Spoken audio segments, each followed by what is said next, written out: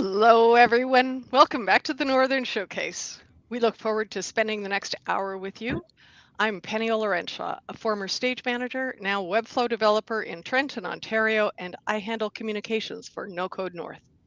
Hi, I'm Maggie Monso. I'm a Webflow developer based in Toronto with a background in film and television. In our No Code North group, I take care of our designs and our gather space. And I'm Jeremy LaRue, a low-code and no-code developer from Vancouver. And on the No Code North team, I'm the resident automations guy and stream runner. Our mission at No Code North is twofold. First, to build a community of Canadian Webflowers and no-code enthusiasts. And second, to showcase that Canadian talent to the rest of the world. We host workshops, demos, and now panel discussions on Fridays at noon Eastern in our lodge, our gather space. And once a month, we host the Northern Showcase here on our YouTube channel. Thanks for joining us, everyone. I see Dale's already in the audience there. I don't know, is that a good or a bad thing? Oh, that echo. Hopefully it's not a bug on our end there. But yeah, and hopefully more people join us. Welcome. If you have any questions for our guests, please put them in the chat and we'll either ask them during the interview or at the end. All right, so James Wagner and Logan Hawkins are the Bold Bureau, a Brantford, Ontario studio that specializes in creating no-code solutions using platforms like Webflow, Airtable, and Glide to empower small businesses across Southern Ontario with innovative and accessible solutions that drive bold thinking and success. They are pushing the boundaries of visual media across Canada with a specialty in drone work. Please help us welcome James and Logan. Hey, guys. Hey, guys. Hello. Good afternoon. Good to have you with us. Penny nailed the intro, so that was good. It's always handy when the guests provide the intro. No, that was very good. Thanks for inviting us. I know Maria and Armando are a hard act to follow, but good inspiration, like I said. Absolutely. And we've had such a great time getting to know you.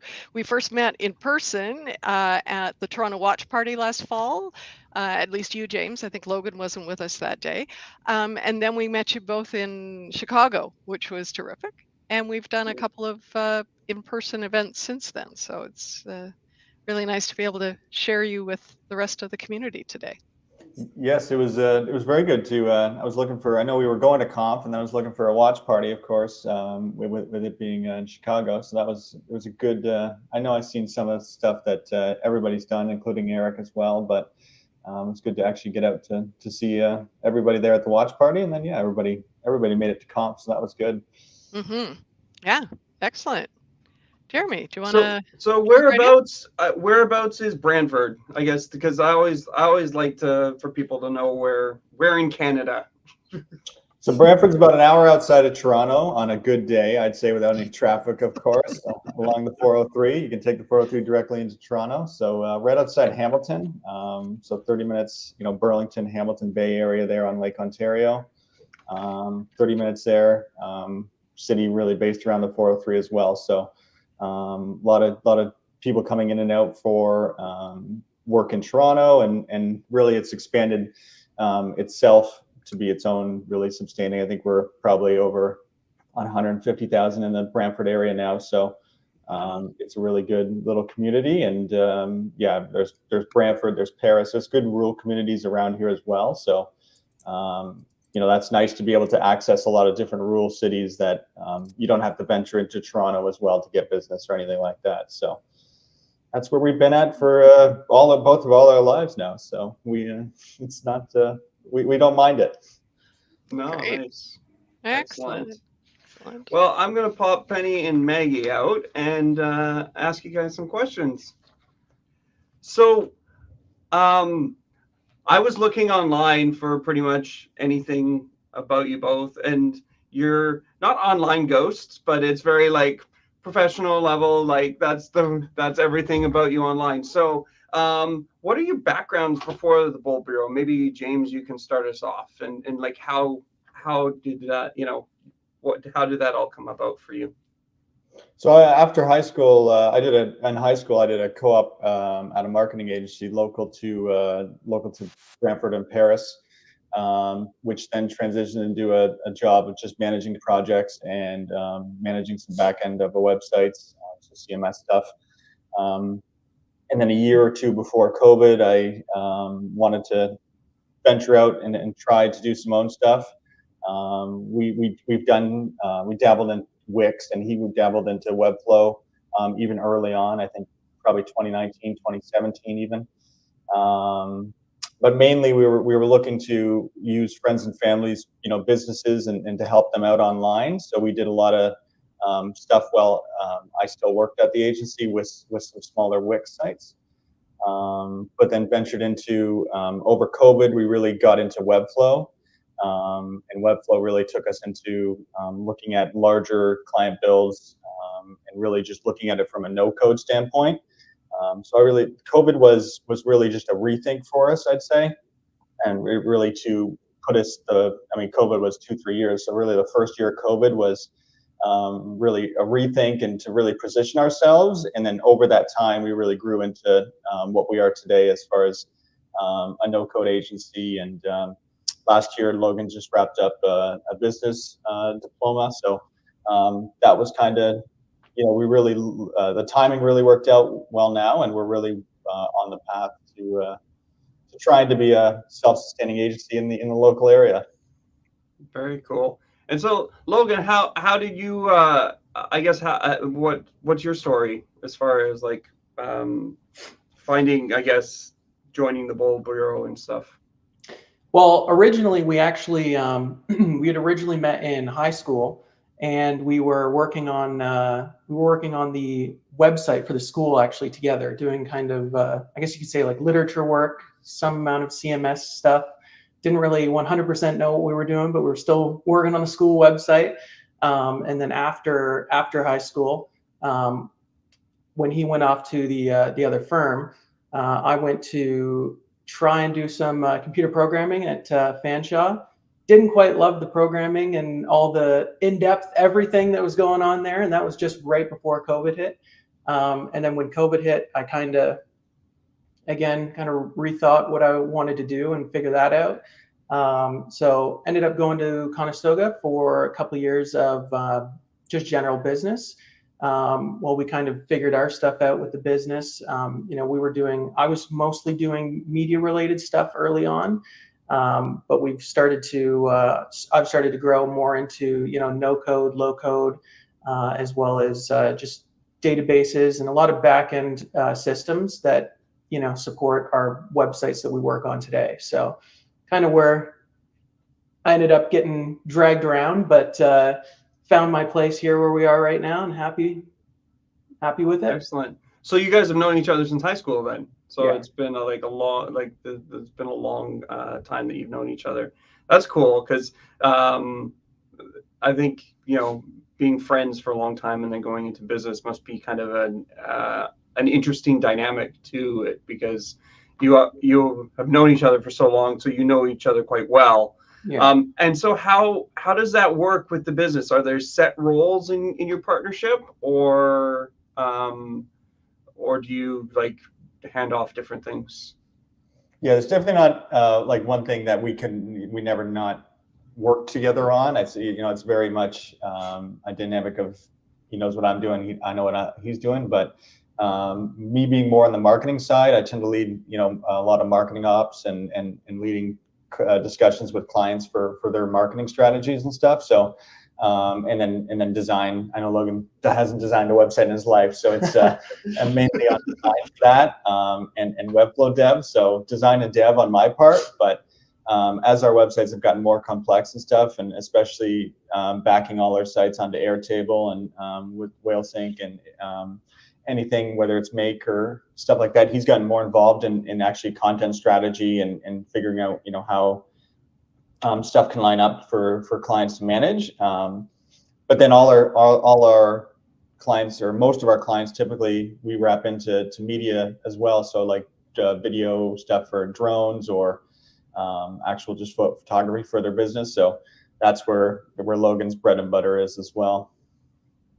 Yeah, because that's an interesting thing about your agency, your studio, is that you do the media aspect of it as well. So you bring that to the table right off the bat, which is different than a lot of people. A lot of people have to hire in talent to be able to do that, especially if it's not like this giant agency, right? Some of the larger agencies, of course, have all these departments, but for smaller partnerships or smaller agencies, it's usually a hire out. So it's kind of an interesting thing that gets to be part of your thing from the start, I guess. And how does that work? Yeah, and it's like what we found too is it being a smaller local area that we're in. You know, somebody always just wants a point of contact where for tech stuff or web stuff. Like if they look at it as you need somebody that's a little bit knowledgeable. They want a website most of the time, but they also want somebody knowledgeable on whether it's the most basic stuff, setting up an custom email domain or anything like that. It's there's not, let's say, the budget for a huge, there's not massive agencies in our area besides outside of Toronto anyways. So they just want, if they're working with somebody local, they want somebody knowledgeable on the front of, whether it's like email or anything just techie, right? So that's the kind of vibe that we've gotten. And then from the media perspective, it's really good to be able to look at it from when you're designing or content strategy for a website, or even beyond for socials and anything like that. It's good to, in the realm of, let's say, a 3 or 6 months project, it's good to be able to check so many boxes internally, and have, shoot media, get content, do all this stuff as you continue to build out a new website and have that, media for them to use, for years to come. So then they can use that in marketing and all that sort of stuff. So it's nice to be able to provide that to a business that a lot of people just haven't had in the past, because like you say, it's, they have to have so many pieces to the puzzle to try and do that. If you're putting together a web guy, if you're getting together a media person, and most of the times that we've dealt with, it's usually an old WordPress site that they worked on. They had some friends and family shoot a few photos, or nowadays you can just take it off your phone, right? So it's nice to come in there and just be able to do a broad swoop of marketing and media for a lot of people. Yeah, it's a huge value add for people right off the bat. It's fantastic that and I guess, like you were saying, it's interesting how when you're dealing in a local market, which is what your focus is on, that it is about setting up the email, making sure the domain is set up properly, and people feeling comfortable with that whole process. So does that also help keep you, I guess, in contact with the clients and build out those longer term relationships with them because of that kind of, I guess, the way that's being built and built up? Yeah, absolutely. I think that you hit the nail on the head for that. It's really, you really gauge a personal, you can just pick up the phone, you can text somebody. It really comes down to, it's less of a, email thread and more of a personal working relationship that you have with somebody. I know, like, even just the zoo that we worked with, like Logan had 2 guinea pigs that he just had no longer time for, and this week they adopted his guinea pigs now. So it's just being able to text like a zookeeper and be like, can you take a couple of guinea pigs off my hands? That's one of the things that, just as an added benefit of knowing people, right? Yeah, no, that's very cool. So is your from where you started, I guess, so you're saying most of it was like you were doing a lot of Wix sites and stuff like that. How did Webflow kind of come into the picture? Like, where was the discovery of that in the scheme of things? I think we originally were one of the earlier things that we were working on, like really early on, was James always wanted to do a motorsport fantasy league online. So we were working on a project called Revved Up, and so we were working on Wix mostly at this time, and it was, it's generally pretty limited in comparison to Webflow and everything that you can interconnect with Webflow, and you can start from the ground up. Very, make some seriously decent stuff in Webflow, and we ended up found Webflow kind of online, just browsing through the web. And then he ended up trying some designs out. We tried using Webflow a little bit, and then kind of realized like, wow, this is okay. This is the next level here. Need to start using Webflow for some new stuff. And then pretty much from then on, we've been loving our Webflow ever since. Yeah, it's really like, what the nice thing is when you're working with Wix, I feel like you have two, I got a hand behind your back as far as the restrictions that you have to work in, and you want to be able to take a design and just really have freedom in design, and then really push that into not being limited by what you're doing on development. So, and I know that one of my favorite lines that Grace Walker puts out there a lot of the time is, make sure when you're doing a design that you design something that you don't know really how to dev yet, right? So it's like, you're able to take that and design something that you have no idea how you're going to develop it, but then you can move into Webflow and you can end up figuring out how to actually develop it. So I think that's the total power of Webflow, is being able to take a design, no matter how crazy or complicated it is, and then put it into actual working websites. Yeah, there's definitely the freedom to do all those kind of things. And so, were you ever working in WordPress, or did you just always switch things over? No, we never. I've been approached by clients to be like, can you manage our what WordPress site? It's just like, I have no interest in doing that. It being such a totally different realm, and I respect everybody that knows, and they tend to be very seasoned vets on how to manage WordPress stuff. So I respect that, and I got a few contacts that I can put them off to. So it's we never touched WordPress. I know that we did Wix before. I worked at I don't know if you've heard of Concrete 5 before. Really HTML, CMS based buildings. That was what the agency was doing, but really those are the two beyond Webflow what we've dabbled into. And so do both of you have a background in like the HTML, CSS stuff? I guess, Logan, you were taking some computer science stuff. I don't know how much they go into that. Sometimes they gloss over a lot of it. So yeah, it was a brief time in college that I kind of, I didn't get the full I don't know, I guess the full understanding of it all. But ever since, we've had to use it here and there on various different projects, HTML for, I don't know, different little code projects. And yeah, we don't, we haven't fully utilized it, like as far as, I don't know what, yeah, I mean, honestly, the best thing that's happened to us is code stuff is probably the AI stuff that you're able to just help out with. Like, it's just my knowledge is definitely, it's grown, of course, over the years of adding custom code to sites and stuff like that. But definitely not an expert or I would say on any level. I don't know what's below expert. I'm not even that.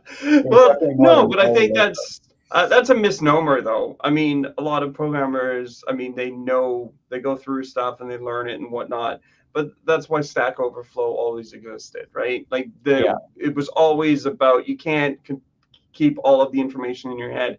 No, the question about the HTML and CSS was more like, did using Webflow help you even, like, a lot of people found Webflow helps with that kind of aspect of like really understanding HTML and CSS because it's such a visual way presented. So you pick things up naturally with it just by doing it. And same thing with like custom code stuff. By trying to input the little snippets, you're learning about custom code, and you can't help but get better at stuff by just applying and trying.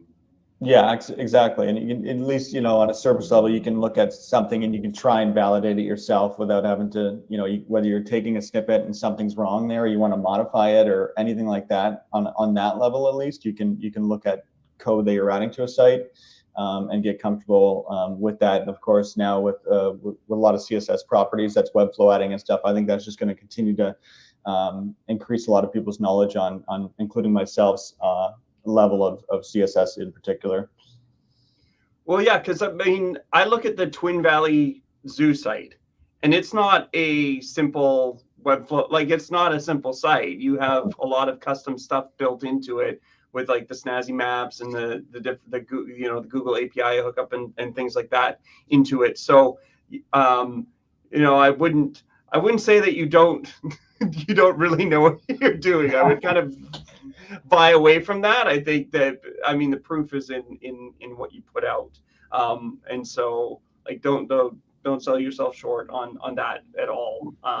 And that's not where that question kind of came from. It was more, where does Webflow kind of help with that, or just by doing things? I think that's the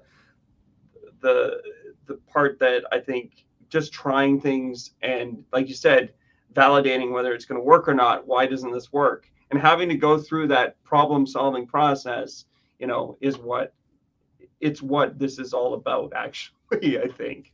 Well, yeah, and you find the limits as far as, and there's not too many, but the limits of where you need to add, or you need to explore at least a custom solution, right? Like that's when you're using Webflow for so long, you at least know, okay, this is probably best adapted with a custom solution or an add-on or something like that, where you need to then explore, a custom edition of HTML or CSS on there. So how would you say, I guess, has your approach to projects adapted or grown since from when you first started?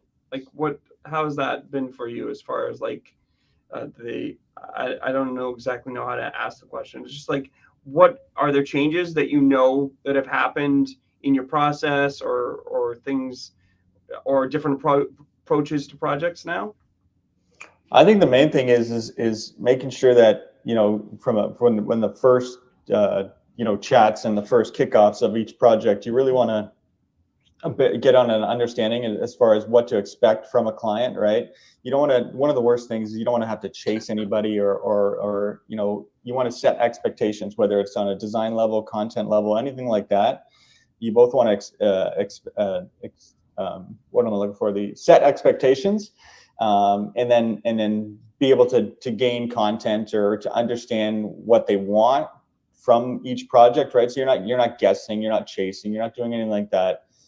That's one of the things that I felt like it's more just, going into the earlier projects, I think I was just like, hey, we're going to build you a website. Great. Let me get started on it. Now it's more like, okay, I'm going to build you a website. This is what I need from you. This is what, these are the steps that I need you to take. This is all the information that I need to have to begin. And even from a design standpoint, I think it's good to have a content, laid out what you're going to do, really, in a light wireframe already, just a basic without any design centric stuff. So it's, you can go from there, and that's all you need. A lot of, especially if it's a new build where they have no site previously, or they're just looking for a total refresh. It's really key, I feel like, to really lay out their content. And we've like introduced FigJam into that a lot. So that's one of the key things, is just gauging, making sure that it's a partnership. It's good to work on a personal level, but it's also it's a lot of 50-50 stuff to make sure that you're gauging. We need to understand your business. So whether that's through conversations, through write-ups, through your socials, or anything like that, we really want to get to know your business at the core, and then be able to tell your story through us doing the work, but through your eyes per se. I think having that partnership mentality with a client, and I guess sometimes it's, when you start out, it's almost like there's a bit of I need the project, somebody wants me to do a project, I'm going to do the project, like, let's just do it, right? And then you learn, it's like, well, okay, not all projects are equal, and some things are going to require more effort, or I guess, things pop up, and less things pop up if, I guess, you have that kind of understanding from the beginning. So that's a great thing. I guess, what kind of struggles have you had in growing now? Like, because I kind of see from where you've started, you're in a growing phase of and adapting to something new, right? So what kind of struggles have you found that you've had to deal with or overcome? Well, we're always trying to take it to the next level, right? So, one example is when we were working on the Twin Valley Zoo, and we think we've got a nice outline for a plan. And sometimes the client will change stuff on us, like they'll want one thing, but then they pull back on it, and then they want it again, and then comes down to a kind of timeline. But even besides that, just trying to figure out some stuff. Like we never really looked into e-commerce too seriously before, but then we started to have to take into so many considerations. How are we going to manage it on our end, their end, on the clients, or the customer side, and we had some long nights and some long sessions in the studio, but you just got to keep kind of working at it. Load of testing. I don't know how much testing we've done, and just making sure that everything is pristine.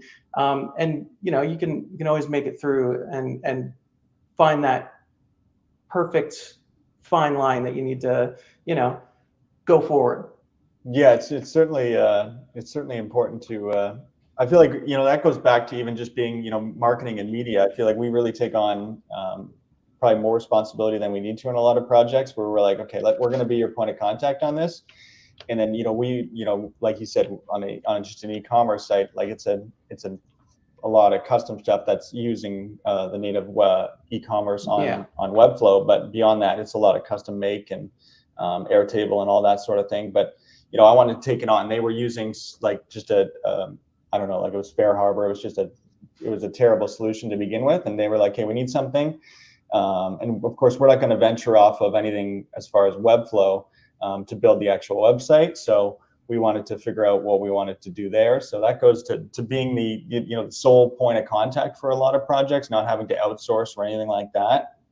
And then at the end of the day, it was totally in the realm of possibilities, and I feel like we put out a good site. But yeah, I mean, generally from a high up point of view for struggles from a business standpoint, it's certainly. I mean, everybody knows here that's watching or is going to watch this. It's a war out there to try and drum up business in the marketing side of things, because it's always, especially when people, when you're running a good business, it's hard to see value in the marketing and how much higher up your business can go, right? So it's always about trying to tell somebody, okay, you're running a great business now. We're not dissing whatever you have. But this is the higher up potential of what you can do. So it's about getting in the door and trying to sell yourself to a business that's even, a good business. Because at the end of the day, those are the best businesses to work with that are a good business already, but you want to make them a better business, for the long term, and set them up for a good working relationship with us, but also for whatever they're doing for their client relationships or retail sales or whatever. So do you still have a lot of clients then that you're approaching that actually don't even have a website? Like, are we in that realm, or is it more like people threw up like, I have this website from wherever and from whenever, and it's fine because we're not really relying on it, and so they don't see the actual potential. It was just they were told they had to have a web presence. They went and made a web presence, but it's not maybe the most effective. Yeah, I'd say it's probably 40-60, 40 on being don't have a website, 60 being have, probably I'd say the average age is probably, honestly in the mid 2000s for a lot of stuff. It's especially it being a more rural area too. I think there's a lot of businesses that have popped up that are doing, regular business, but are out in the rural communities. That then work within because your access to GTA being here is very good. So it's we're in a small community, but they really work outside of it. So it's definitely a balance of trying to sell that, and getting that when you work with bigger businesses on, like, let's say a Twin Valley Zoo, or we do a lot of B2B as far as construction firms and stuff like that for drone stuff, and being able to price point that. But then also trying to sell, it's hard to then the price point that we're working at for a lot of bigger client sites to then try and sell it to, like, let's say a smaller business that isn't a rural community, or that haven't worked in marketing or on the website of things to begin with. It's hard to it's a discussion to see, because this is where we're at in 2024 as far as pricing goes for, let's say, a new website, or even just the cost of Webflow, right? Like it's not cheap for people to buy in just like on an annual term for a Webflow site. If it's okay to pay for us or for our services, but people just don't. I'm sure everybody here hates paying subscriptions, so it's even the hosting's not cheap for a lot of businesses, right? Well, and a lot of people, I think that we've come across are doing a lot of successful business just through social media too. So, it's tough to justify a cost increase for a website that, if they haven't had one before or they don't know too much about it, sometimes it's difficult for them to justify it. So it's all about just kind of show them the numbers and make sure that they know, what they're coming across here, what they're going to get. Yeah, I think it's a good point with the social media too, because you see a lot of that in smaller companies and who feel like that's their only need. I had a client that went from having a website to just going on to social media and either Facebook or Instagram and like selling off of that. But then the lack of control they have about the platform and changes that happen to the platform that can alter their business completely if things happen. So I guess that's an interesting conversation to be having with them if they're, coming from that aspect, and a business that's doing well. I guess part of it is the longevity of things. In the long run, having a well-oiled online presence is going to, work when you're not working, for one. And then also in the future, where that's how people keep finding, in smaller communities, I guess you still have all of that person-to-person stuff. But, there is that aspect of things where people are only searching online for things, and they won't find you if you're not there and if you're not presenting yourself well. Oh, I think we just got frozen. Well, re-oil or anything like that, right? So you need a little bit of a boost as far as that standpoint goes. So it's a website gives you the longevity from that point of view. Yeah. And you guys have increased in scope then, because like for Twin Valley Zoo, like is that the first project that you were like really using Airtable or have you been using like Airtable and Make for a long time before that? And then you introduced Glide to it as well, right? Like there's a whole other aspect of creating the POS system. Is that through Glide or partially through Glide that you were creating that? Yeah, the point of sale really is a Glide app that allows you to scan in your tickets and then allow people to be admitted and then set up seasons passes. They also have their own kind of more old school system that they wanted to keep, which was their debit and credit card machine and a little register there. But pretty much the Glide app fully integrates with Airtable and the whole system that we've built for all the online ticket sales, right? So Webflow has a little bit of a more difficult system when you're trying to bring over data from the e-commerce. So we had to use Make for that.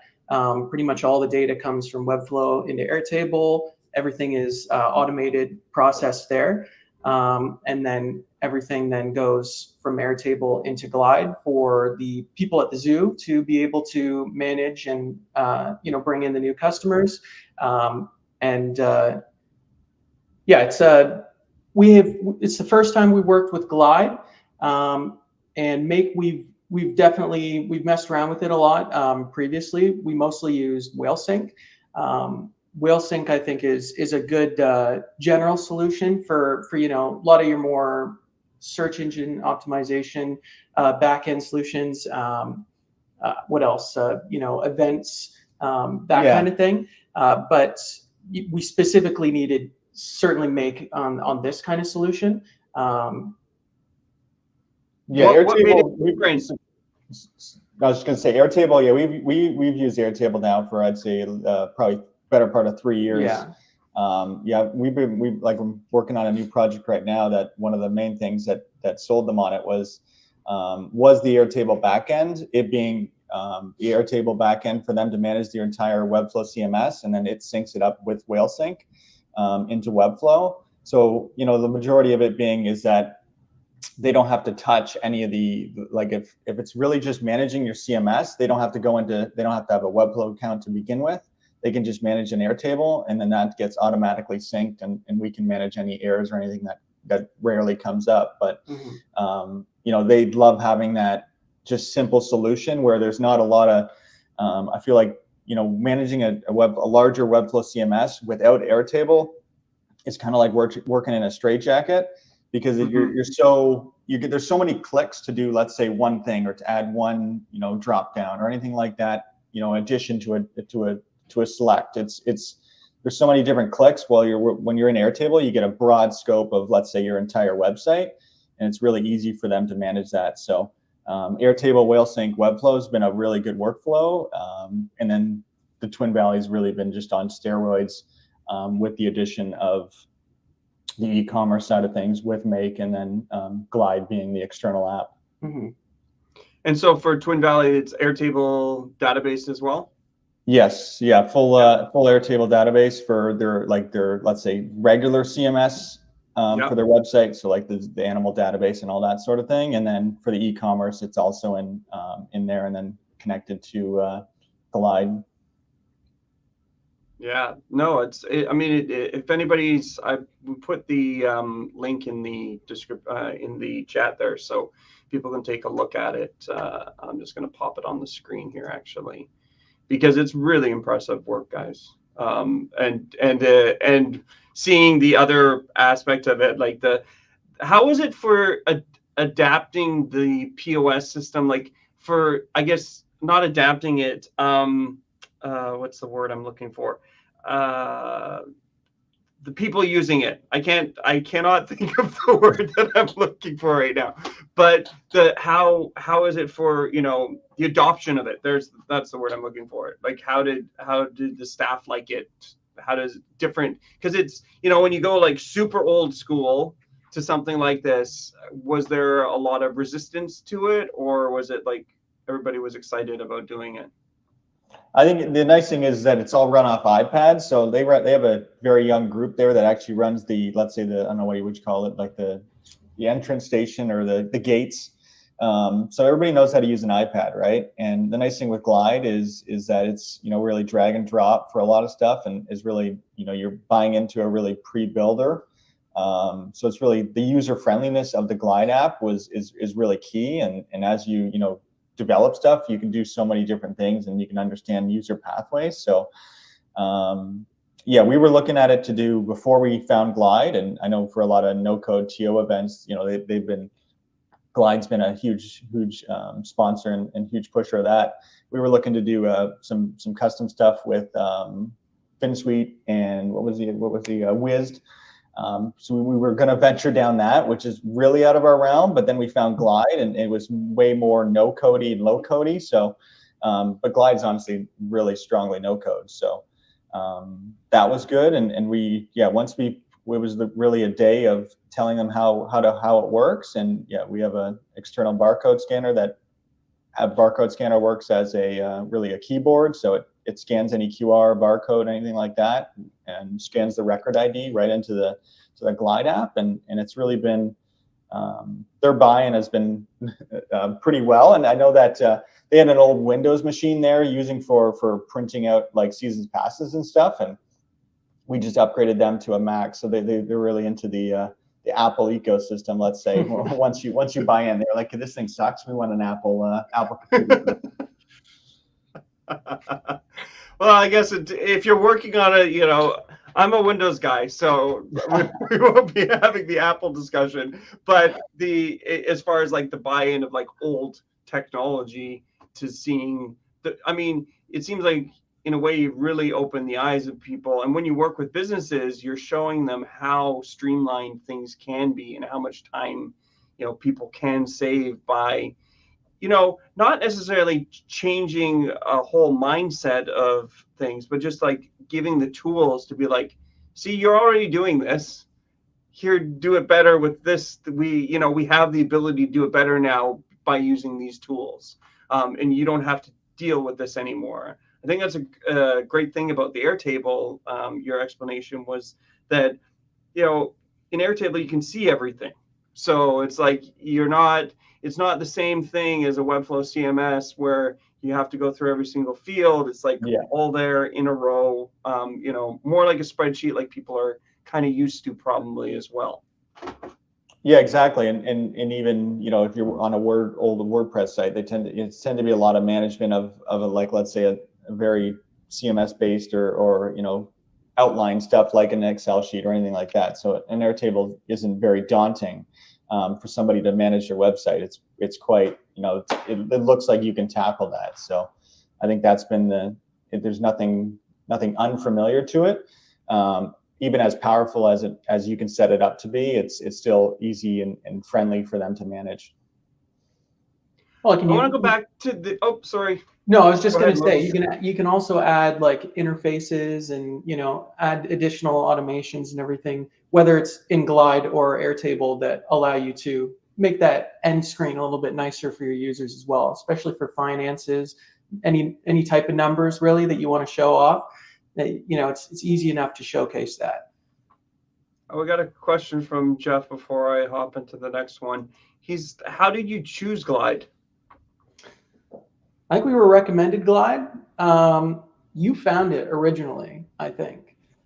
Yeah, it was with the no code TO events and stuff like that. We actually did it was really just honestly miracle timing as far as just getting demos on that stuff from Andy. And the whole no code TO group that really sold us on it. I was like, we were venturing down the WISD and custom route as tried to use the attributes and trying to set up a custom thing in Webflow and make all that. And then what we were able to do as far as the setting up the connections for into Glide, so you can push all your information that you needed to Glide. We were really sold on how easy that is, and then it just the drag and drop aspect and how Glide's it's a higher price point to buy into, but the nice thing is that there's not a lot of development or design work. It's really setup, right? You need to figure out what you want to do with an app, and then it's just really a lot of pre-built stuff that is already there. So it comes you're buying in, but you can justify the cost because you're not spending a whole lot of time developing anything, right? So your cost can just go to the actual Glide app, which is a lot of pre-built stuff. So that was the way we were able to justify the cost as well to the client. Mm-hmm. Right, yeah, because they're going to be saving on that time that it would take to develop something, and especially as something specific as like you have for it's a perfect use for Glide. I've used Glide the way it hooks up to Airtable is really nice, and like the straight connections to everything, and then it's great for a specific purpose.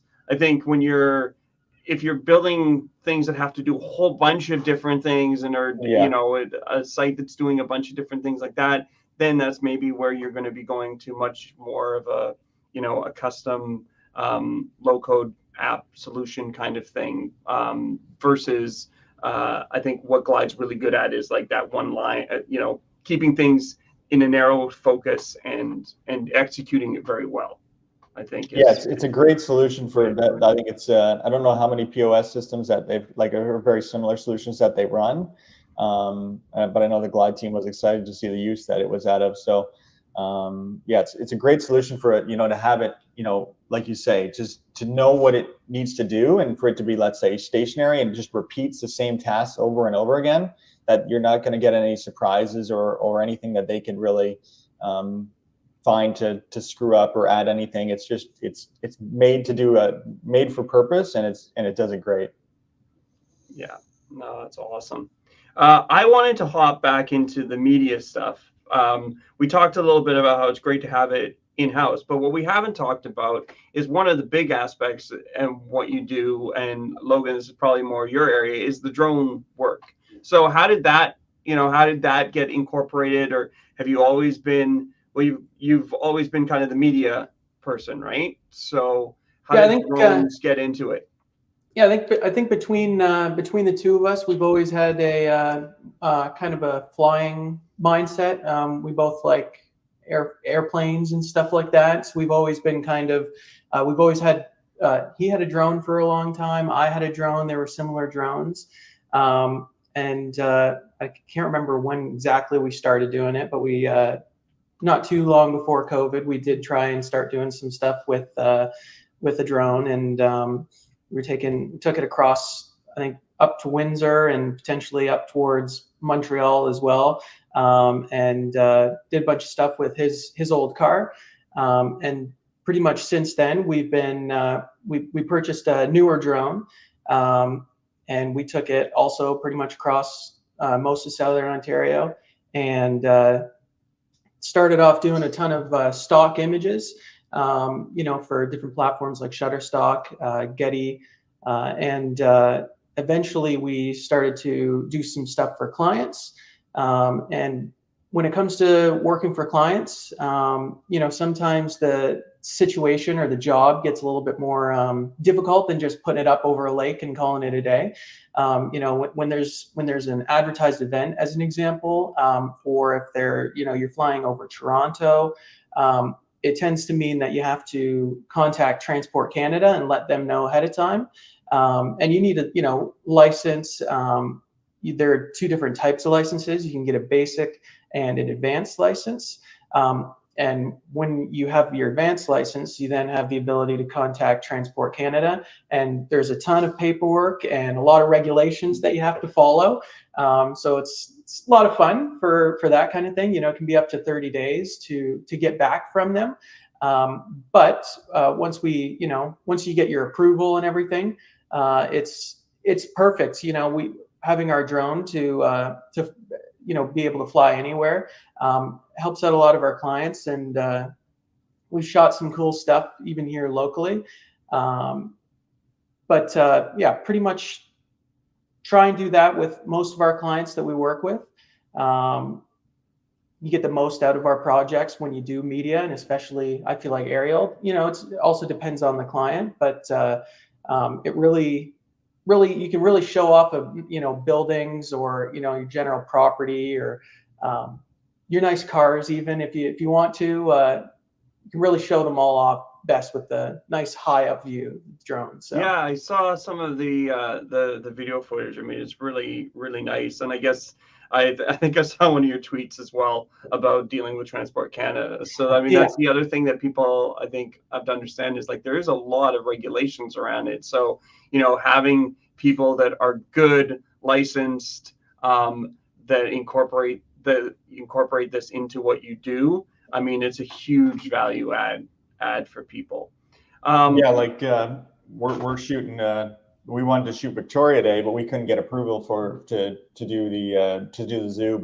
And over the time, so we're shooting Father's Day weekend at the zoo. It's one of their larger crowds. So of course you needed to do all the paperwork for that and have all the safety stuff and make sure that you're explaining to them, this is how we're going to do it. This is a flight plan and all that sort of thing. So fingers crossed. It's the only thing you can't plan for is the weather. So the weather looks good at least. Oh, that's good. That's a good thing. One thing I've noticed is you're very active in your local, I guess because your focus is your business is focused on the local market. You're very also active in the local, like business commerce and stuff like that, Chamber of Commerce kind of things, and you're doing things locally. How have you been finding that? Is that like a very good source of leads for you, or are there other reasons that you have wanted to do that? Yeah, a lot of people don't.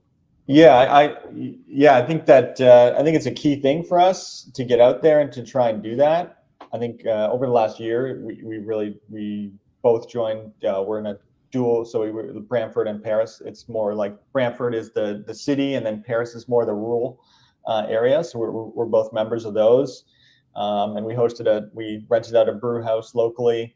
What was it, in March, I believe, that hosted over 100 people. for networking stuff. So yeah, we've seen I wouldn't say right now it hasn't been great for leads or anything like that, but it's more about getting the name out there. And then so when somebody sees, whether it's our work on a website or anything like that, when they see the name, they can associate that hopefully with us, or we've chatted with them before, or if they see, recognize our face anywhere, they can hopefully know who we are. And yeah, being a smaller community, there's not, you're not going to deal with, there's not probably over 10 marketing people in our area anyway. So it's important to get out there. And I feel like if it's a huge opportunity missed, if you're not at these events, or, it's a couple hours every month. So what's the harm in trying to get out there and network with those people? And yeah, it's definitely, I know that, a lot of community on Twitter and stuff are work remote, as we do at home, but they work with a lot of clients that are remote as far as distance, like whether they're completely in different states or different countries even. So all our clients are based locally, so we need to get out and kind of work with the people that we're right now are bread and butter. I know that I'm kind of jealous of people that are able to work with a lot of companies just through emails or through Zooms and stuff like that. But I think it goes both ways. I'm sure a lot of people would like to have a lot of the local connections that we work with daily. So.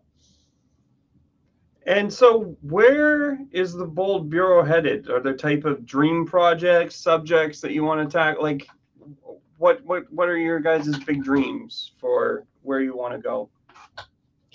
Yeah, I like to I don't like to look too far ahead, but I think we're on a pretty I like at least the project scopes that we're working with, as far as the being able to recycle the process, as far as the Webflow, Airtable, databasing, all that sort of thing. So just continuing to grow the scope on certain projects. I'd love to work with a lot of businesses and services that need those kind of structured websites, let's say, that appreciate the structured approach. So whether it's a big I know that when a lot of the drone stuff, like construction industry or anything like that, it's fun to get out on those projects, travel throughout Southern Ontario to say, let's say we're going to go capture 5 different steel buildings that they built or anything like that. Kind of combines the marketing and media aspect. I love to be able to travel a bit throughout the Southern Ontario area and to be able to combine drone shoots and then process that media and then add it to, let's say, a CMS website. So more of that, and more of the continue to grow in the local area, to be the number one agency as far as it's always a battle of whether you want to do huge projects or you want to do numbers of, like, just continues to do smaller numbers of projects. So I think larger projects is probably our bread and butter at the moment. Very cool. Well, I'm going to bring Maggie and Penny back in, and if anybody has any questions in the chat, they can post them, and we can ask James and Logan. I have a question. Do you use any particular frameworks when you're building in Webflow? Do you use Reloom for site mapping or building? Sort of interested in that process for you. Yeah, even just for for the Twin Valley Zoo, I actually used Client First, and then on a recent one I used Mast. But I'm kind of in the middle now on a new project. I haven't actually touched dev on it yet. We're just finishing up design. I'm kind of like, okay, so the last 2 I've done Client First and I've done Mast. I don't know which one I want to do. But then we also have the Reloom library, of course. So I'm inspired all the time on Twitter and stuff by seeing people take a blank Reloom library thing and then turn it into this that honestly doesn't look anything like what the Reloom basic outline is. I'm always trying to push towards that direction. Mm-hmm. I like Mast, but if we're going to be using the Reloom library, you want to stick to probably Client First, right? So that's the battle internally I have right now. That's the thing. I mean, you could use Reloom in terms of sort of your site mapping and whatnot, and then build it in Mast, but then you're kind of missing some of that sort of ease of building by not using the actual components themselves. So yeah, it's I think the weight of Mass is a little bit lighter than I think client first, but I think it's more natural for me to design and or to develop into client first. So it's kind of like, which one do I want to? Which route is the best route? So I don't think there is a best route. It's every personal preference, which is the good thing. I know there's other ones out there too. So it's as long as you're delivering a good website. So exactly. Jeff has the all-important question. You guys going to Webflow Conf this year? Oh yeah. Yes, we bought into San Fran, so that's we're headed that way. Excellent. Everyone's going to that one. I'm going to London. Anyone going to London? Oh, wow. I'd like to. I'm hoping next year maybe to go to London. Hopefully they'll do it in London again. Yeah. I think it's about the same distance as far as flights. True. Yeah, it's about the same. Just about. Possibly less expensive to go to London than it is to go to San Francisco from Canada.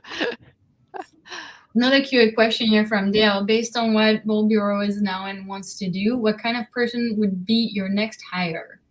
Logan, what do you think on that one? I don't know. Someone for the Starbucks runs, apparently.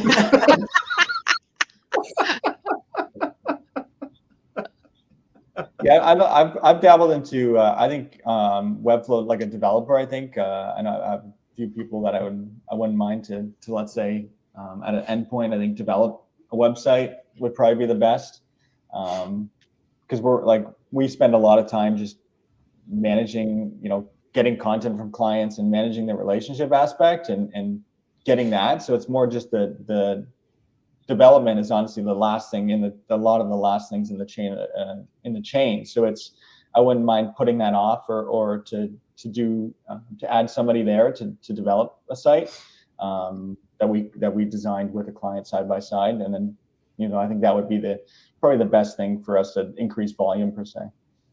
Right. Yeah, I think it's the longest. It takes the longest time out of some, most of our projects development. Right. Yep. Yeah, I'd agree with. Yeah, that seems to be that's what Maria and Armando were saying last week. That seems to be the first hiring round is developers. Yeah, it's because then you can continue the process with whether you're starting a new project or in the middle of a new project with somebody else as you continue to develop a new site, right? So you don't have to worry about, let's say, okay, I got to develop this site, but I also want to get more clients and stuff like that. So it's you want to be able to increase volume. I think development is probably the best thing to put off to other people. Well, and they're very different sort of skill sets in a lot of ways, right? I mean, and it's hard to switch from one to the other sort of within a day. Yeah. Cool. Excellent. Any other questions folks have? All right. Well, I guess that brings us to the end of our 18th Northern Showcase. We'd like to thank you all for joining us and remind you to like this video, subscribe to our YouTube channel, and watch for our next Northern Showcase. No, that would be what's happening now. That'll be September. Our next Northern Showcase in September. Our next Northern Showcase in September. We are taking the summer off from the showcases. But Maggie will tell you what else is coming up. Yeah, we just have one more event before we take the summer off.